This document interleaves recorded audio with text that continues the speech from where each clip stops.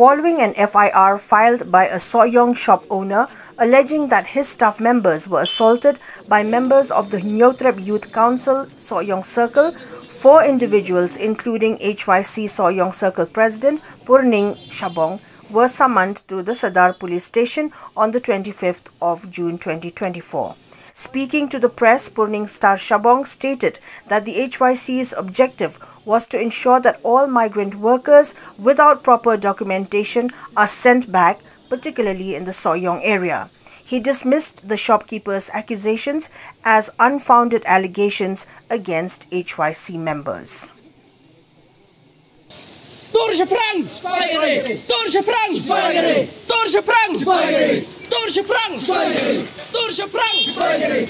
Nên là mình taxi luôn là cả những cái joka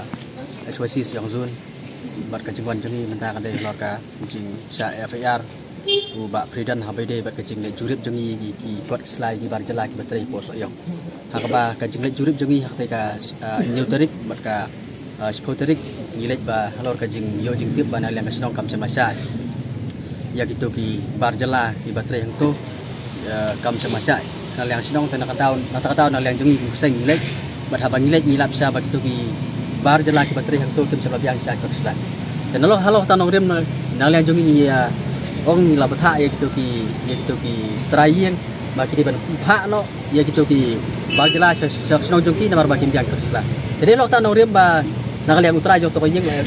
IFR ini badang liang jongi mentak sini lawan ban kum gadak kaji kita hilang bagi bol jong kulit nilai wan ban statement hang ne mentak sini po Sadar Police Station ngidon sangut kita khot kiba sa kentup pakai IFR tarang ban sangut kumbang ngidon hak to sini haba ngilet to ka spoterik kidon kan rengut ki barjala ki baterai yang tu de baru naki kidon mat kumba rengut ye ki badon kot ki ba yo ka region kan ka lebo department baterai po Soyong hari nalor light nang tak mun baru ki de ki ba yo jing bet po Shalong